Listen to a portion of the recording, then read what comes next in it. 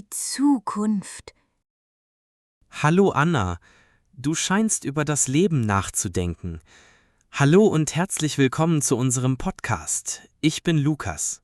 Hallo Lukas, hallo an alle, ich bin Anna. Ja, ich denke über die Zukunft nach.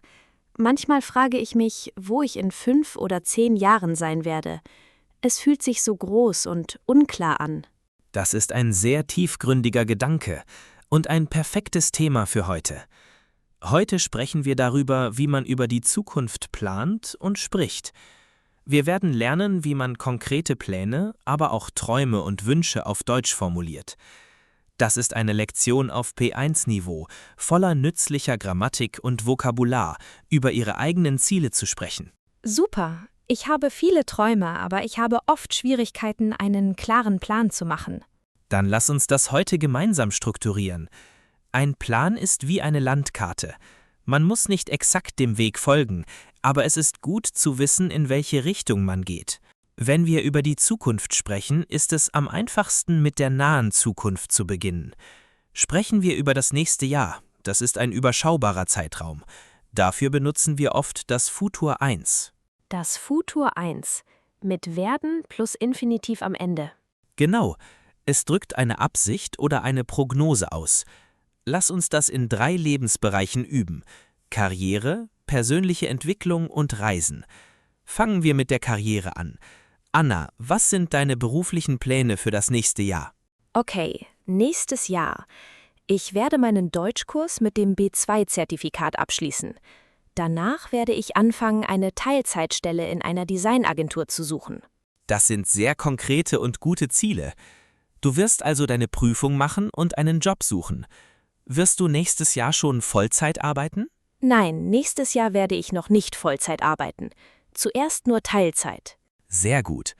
Jetzt der zweite Bereich, persönliche Entwicklung. Was wirst du für dich selbst tun? Ich werde endlich lernen, richtig zu kochen. Und ich werde versuchen, jede Woche ein Buch zu lesen. Du wirst also kochen lernen und mehr lesen. Wirst du auch ein neues Instrument lernen? Nein, das ist zu viel. Ich werde mich auf das Kochen und Lesen konzentrieren. Und Sie? Was werden Sie nächstes Jahr für sich selbst tun? Werden Sie eine neue Sprache lernen? Und der letzte Bereich, Reisen. Hast du Reisepläne für nächstes Jahr? Ja, im Sommer werde ich eine Reise nach Portugal machen.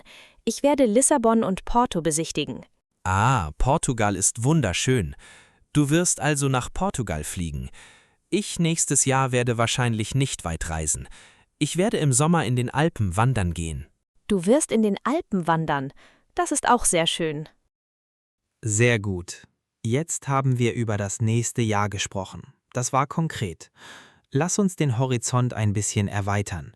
Stellen wir uns vor, es ist das Jahr 2030. In 5 Jahren. Wo bist du? Was machst du? In 5 Jahren? Das ist eine große Frage. Hier ist es nicht mehr so sicher. Es ist eine Mischung aus Plan und Traum. Genau. Und für diese Mischung aus Plan und Traum können wir das Futur 1 und den Konjunktiv 2 kombinieren. Du kannst sagen, was du hoffst, das passieren wird. Und du kannst sagen, was du gerne machen würdest. Okay, also in 5 Jahren, beruflich werde ich hoffentlich nicht mehr Teilzeit arbeiten. Ich werde eine Vollzeitstelle haben. Ich würde gern in einem internationalen Team arbeiten. Sehr gut. Du wirst eine Vollzeitstelle haben und du würdest gern in einem internationalen Team arbeiten. Und warum würdest du das gern tun? Ich würde gern in einem internationalen Team arbeiten, weil ich es liebe, verschiedene Kulturen kennenzulernen. Perfekt. Und persönlich, wo wirst du wohnen? Ich weiß es nicht genau. Ich könnte immer noch in Berlin wohnen. Oder vielleicht würde ich gern für 1 oder 2 Jahre in einer anderen europäischen Stadt leben. Zum Beispiel in Barcelona. Hören Sie den Unterschied? Ich werde ist ein ziemlich sicherer Plan. Ich würde gern oder ich könnte ist ein Wunsch, eine Möglichkeit. Okay, wir haben über Pläne gesprochen. Jetzt lass uns alle Logik und allen Realismus vergessen. Sprechen wir über Träume. Dafür benutzen wir fast nur den Konjunktiv 2. Ah, mein Lieblingsthema.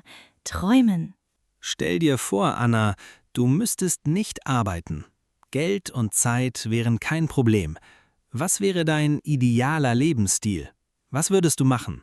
Oh, wow. Also, wenn ich nicht arbeiten müsste, ich würde in einem kleinen Haus am Meer in Italien wohnen.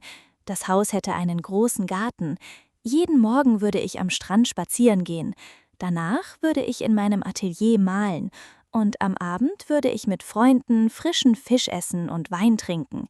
Ich wäre sehr glücklich und entspannt. Das klingt nach einem perfekten Leben. Du würdest also malen und am Meer wohnen. Würdest du auch reisen? Ja, natürlich. Ich würde jedes Jahr ein neues Land entdecken. Ich würde nach Südamerika reisen, um Spanisch zu lernen. Ich würde die Tempel in Asien besichtigen. Und Sie? Was ist Ihr größter Traum? Wenn Sie alles tun könnten, was würden Sie tun? Eine lange Pause für 7 Sekunden. Und du, Lukas? Was ist dein großer, geheimer Traum? Mein Traum wäre es, ein Buch zu schreiben, einen Roman. Ich würde mir 1 Jahr Zeit nehmen. Ich würde in eine kleine Hütte in den Bergen ziehen, ohne Internet. Nur ich und meine Schreibmaschine. Das wäre eine unglaubliche Erfahrung. Ein Buch schreiben, das ist ein toller Traum. Du wärst sicher ein guter Schriftsteller. Vielleicht eines Tages. So, wir haben über Pläne und Träume gesprochen. Die letzte und wichtigste Aufgabe ist, eine Brücke zwischen dem Traum und der Realität zu bauen. Ein großer Traum kann uns lähmen, aber wir können ihn in kleine, machbare Schritte unterteilen. Okay, also vom Konjunktiv 2 zurück zum Futur 1. Genau. Dein großer Traum ist es, ein Haus in Italien zu haben und zu malen. Was ist ein kleiner, konkreter Schritt, den du nächstes Jahr machen kannst, um diesem Traum ein bisschen näher zu kommen? Ein kleiner Schritt. Ich könnte einen Italienischkurs an der Volkshochschule anfangen. Ja, das ist es. Nächstes Jahr werde ich Italienisch lernen. Das ist ein perfekter erster Schritt. Es ist konkret, es ist machbar und es bringt dich in die richtige Richtung. Mein Traum ist es, ein Buch zu schreiben. Das ist riesig. Aber mein erster Schritt könnte sein, ich werde jeden Tag 15 Minuten lang schreiben. Nur 15 Minuten. Also, wir nehmen unsere großen Träume und finden die kleinste mögliche Aktion, die wir heute oder morgen beginnen können. Das ist das Geheimnis des Erfolgs, Anna. Und das war eine sehr gute Zusammenfassung unserer Lektion. Wir haben das Futur 1 für konkrete Pläne benutzt. Wir haben den Konjunktiv 2 für Träume und Wünsche benutzt. Und wir haben gelernt, wie man die beiden verbindet. Ja, ich fühle mich jetzt viel klarer und motivierter. Ihre letzte Mission für heute. Es ist eine Planungsübung. Sagen Sie uns in den Kommentaren 2 Dinge. Ein konkreter Plan für das nächste Jahr, im Futur 1. Nächstes Jahr werde ich. Ein großer Traum für Ihr Leben, im Konjunktiv 2. Ich würde gern. Wir sind sehr gespannt auf Ihre Pläne und Träume. Vielen Dank fürs Zuhören. Ja, vielen Dank für Ihre Geduld. Vergessen Sie nicht, die Zukunft wird aus den kleinen Schritten gebaut, die wir heute machen. Auf Wiedersehen. Tschüss, bis zum nächsten Mal.